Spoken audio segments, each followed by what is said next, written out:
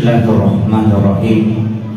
Assalamualaikum warahmatullahi wabarakatuh. Alhamdulillah rabbil alamin. Wassalatu wassalamu ala asyrafil anbiya wal mursalin sayyidina wa maulana wa habibina wa syafiina wa ala alihi wa ashabihi wa sahabatihi ajma'in. Allahumma salli ala sayyidina Muhammadin salatan tuballighuna biha kullal maqsud. Ya Jawadu ya Ma'bud, ya Rahimu ya Wadud, bi rahmatika ya arhamar rahimin. Jamaah salat Isya yang insyaallah dirahmati dan dimuliakan oleh Allah Subhanahu wa taala. Pada malam hari ini kita kembali melanjutkan kajian. Saya ingin bahas sedikit tentang masalah waktu-waktu yang disebutkan oleh Rasulullah sebagai waktu yang mustajabah. Sebenarnya kalau kita bagi itu 5 poin. Yang pertama, ada tempat doa itu diijabah. Jadi tempat, kalau kita dapat tempat itu kapan pun bisa tidak berdoa. Yang kedua, ada karena waktu. Kemudian yang ketiga, ada karena keadaan. Jadi jangan katakan bahwa doa itu nanti harus terhormat begini, tidak. Jadi ada itu doa memang tempatnya yang istimewa. Seperti mihrab itu memang tempat. Kemudian di Raudah juga itu tempat. Kalau yang berkaitan dengan waktu, berarti itu waktu khusus yang disebutkan Nabi itu adalah min jawfal lail. Salah satunya jawfal lail itu tengah malam. Ada ulama memahami min jawfal lail itu adalah bangun di tengah malam untuk melaksanakan sholat. Tapi kalau kami yang pelajari di tarekat itu tidak.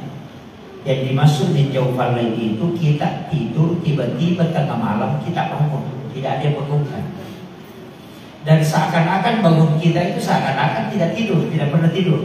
Jadi biasanya kan kalau bangun kita kucak mata begini baru bisa bagus. Tapi kadang itu tengah malam langsung mati itu terang. Jadi seakan-akan memang tidak mau tidur lagi. Dan di saat itu jangan tinggalkan tempat tidur, tidak usah bangun. Di situ saja kemudian berdoa. Karena itu tidaklah bangun seorang di tengah malam seperti itu kecuali malaikat itu membangunkan. Itu yang disebut dengan min jawfal lail. Kalau dapat waktu itu, tidak usah tinggalkan tempat tidur. Di saat itu kita berdoa. Itu waktu. Kemudian yang ketiga, sepertiga malam. Nah itu yang tadi yang masuk dalam sepertiga malam itu jam 1 sampai jam 3. Kemudian ada waktu yang sangat singkat itu menjelang subuh, disebut wabil azhari hum yastaghfirun. Dan di waktu sahara hendaknya kalian beristighfar. Waktu sahara itu kalau kita makan disebut makan sahur. Makanya makan di waktu sahara itu disebut makan sahur. Jadi kalau kita sahur itu waktu yang paling mustajab kalau berdoa. Makanya kalau sudah sahur gunakan untuk berdoa. Itu waktu yang sangat istimewa itu karena Allah yang minta. Misalnya begini, kalau kita datang minta bantuan ke Pak Bupati untuk kalau dikasih. Tapi kalau Pak Bupati yang minta kita untuk datang mengambil bantuan, pasti dikasih karena dia sudah janji. Dan Allah itu sudah janji kita di waktu sahara. Apa kata Allah? Wabil azhari hum yastaghfirun. Dan di waktu sahara, wahai hamba-hambaku, datanglah kalian untuk beristighfar, untuk memohonkan ampun kepadaku. Pasti aku ampuni. Itu janji Allah itu. Makanya sholat taubat yang paling bagus itu, atau taubat yang paling bagus itu di saat waktu sahar. Nah waktu sahar itu 15 menit sebelum subuh. Ada yang mengatakan 20 menit. Jadi tidak lama itu. Sebenarnya itu makan sahur itu nanti 20 menit sebelum masuk subuh. Subuh itu baru sahur.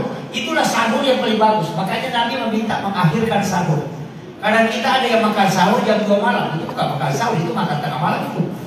Itu jadi masalah. Makanya kalau mau ambil barakahnya, ambil itu. Sekarang kan saya sering itu ketika imsak itu masih minum. Karena imsak kan masih ada batasan sampai 10 menit. Itu imsak sebenarnya lampu kuning. Ya kalau di Indonesia, cuma kalau di Arab itu mengatakan imsak itu sudah masuk waktu subuh, beda. Makanya orang Arab itu kalau mengatakan imsak mesti boleh makan, marah itu. Karena memang di Arab itu imsak dengan subuh itu bersamaan. Kalau di Indonesia dikasih jeda 10 menit. Kenapa dikasih jeda? Karena makanan kita nasi. Itu kan kadang masih menambah itu pada orang sudah dekat waktu itu, orang Indonesia memang begitu. Ya, makanya sering juga saya sampaikan bahwa di Indonesia ini Pak, jarang kita temukan orang tepat waktu kecuali buka puasa. Di situ tepat waktu itu. Jadi kalau mau Indonesia jadwalnya on time, ya buka puasa tidak pernah terlambat itu. Kalau bikin acara selalu terlambat, tapi kalau buka puasa insya Allah tidak terlambat. Jadi kemudian itu tadi tentang waktu. Nah, ada juga keadaan Pak. Ini yang keadaan agak harus kita melihat situasinya. Seperti ketika ayam jantan berkokok itu Nabi mengatakan berdoalah karena sesungguhnya ayam itu bisa melihat malaikat. Kemudian yang kedua ketika pagi hari, tapi ini jarang Pak, tapi biasa kita temukan pagi hari itu kita buka pintu, kebetulan ada kucing. Kalau kita pelihara kucing kita itu keluar, dan dia tidak keluar dari pintu, tapi berdiri pas di palang pintu, garis pintu. Kemudian di situ dia duduk, kemudian dia menjilat kaki depannya, baru dia usapkan ke mukanya. Itu langka itu.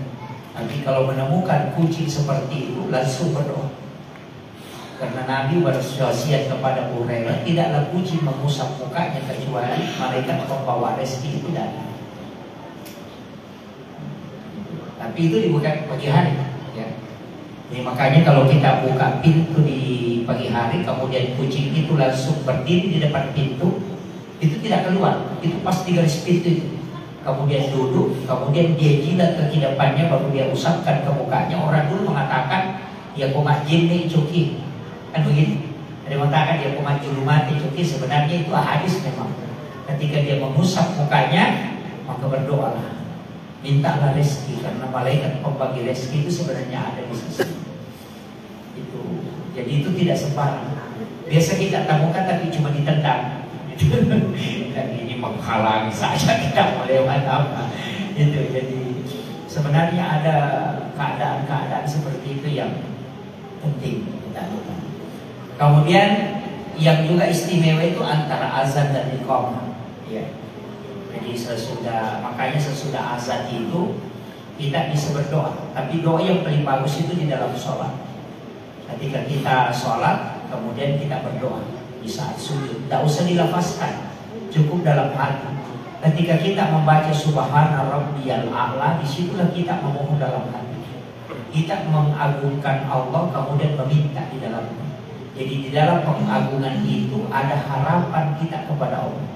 Jadi di saat melapaskan Subhana Rabbiyal A'la, qalbu kita di situ memohon. Itu dan dimasuk ulama, masukkan doa dalam pujian. Itu yang jarang orang pakai. Biasa orang memuji dulu baru berdoa. Kalau kita di tarekat itu diajarkan masukkan doa dalam pujian. Ketika engkau memuji Allah, maka di dalam pujianmu itu masukkan doa. Jadi bersamaan doamu dengan pujian. Tapi itu harus latihan. Kalau udah latihan nanti mau tukar-tukar, kan begitu. Jadi itu tidak dilafazkan. Jadi doa itu tidak dilafazkan di situ. Karena yang kita lapaskan Subhana Rabbiyal A'la wa bihamdi. Subhana Rabbiyal A'la yang dilapaskan, tapi kalbu itu memohon, bukan yang dilapaskan, tapi dia memohon apa yang dia ingin minta. Tapi ketika dia memuji, dia memohon.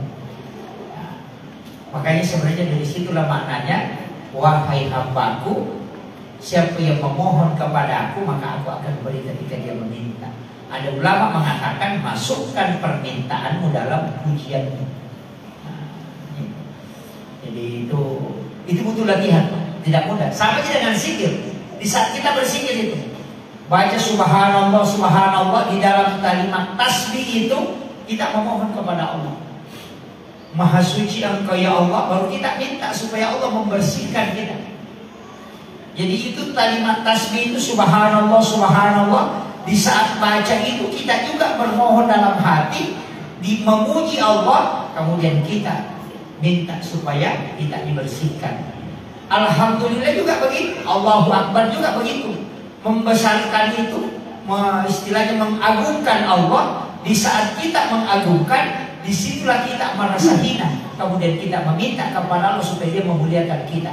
Jadi di saat kita bertakbir, ada doa yang terselip, tapi doa itu rahasia. Nah, itu yang dipakai. Jadi itu butuh latihan. Kalau tidak latihan tidak bisa. Itu karena bingung nanti mana doa mana yang mau diucapkan, mana dia kan pusing. Itu makanya. Tapi saya ingin kasih tahu begini. Ada hal yang paling Gurunta itu Kiai Abdul Rahman Ambodali almarhum al-Maghfurlah. Suatu ketika ada ulama kita itu dari Sengkang.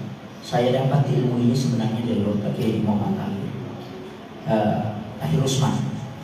Gurunta Kiai Muhammad Tahir Usman itu dari Sabir. Suatu ketika itu dia datang ke Gurunta Kiai Abdul Rahman Ambodali, pendiri dan dakwah Indonesia. Dia sampaikan, dan ini sempat dibahas Gurunta Menteri Agama kemarin di haunya Gurunta Kiai Abdul Rahman Ambodali di Kanang, itu sempat dibahas.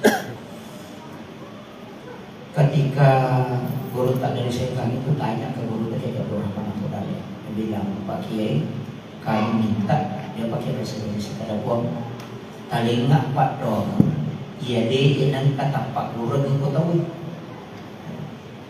Jadi dia bilang, Pak Kiai, kasih saya doa yang tidak pernah diajarkan ke orang lain. Doa itu hanya kita yang pakai, belum pernah diajarkan ke santri, tidak pernah diajarkan ke ustaz-ustaz yang lain. Itu yang kami minta, amalan khusus Pak Kiai. Bilang Gurunta, oh ya, ambil kertas sama pulpen. Kenal kok pulpen sama kertas. Oke, diambil. Gurunta dia bilang, tulis ya, Gurunta baca. Rabbana atina fid dunya hasanah wa fil akhirati hasanah wa qina azabannar. Makanya nasa aja na woki ku ya bol. Dan iya nanti Pak dong ketika coba ulangi apalah. Dia enggak usah saya tulis kalau itu jadi kan pertama yang saya hafal doa itu. Makanya Gurunta, oh baca kan. Jadi dia baca Rabbana atina fid dunya hasanah. Makanya Gurunta salah. Itu enggak benar. Makanya Gurunta ya oke. Baca si Gurunta, Rabbana atina fid dunya hasanah wa fil akhirati hasanah. Denoki tidak tulis. Dan asal dengan mojit. Kena satu kita dipakai. Makanya Gurunta baca kan. Kemudian dia baca Rabbana atina fid dunya hasanah. Makanya Gurunta salah. Nah di situ dia mengatakan, "Kini mau salah apa?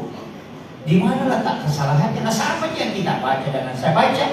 Maka dia Gurunta jolo-jolo. Ia tuh Pak doanya Rabbana atina fid dunya hasanah. Itu doa kosong tadi sih. Jadi saya tuh hampir pastikan Pak, kalau orang baca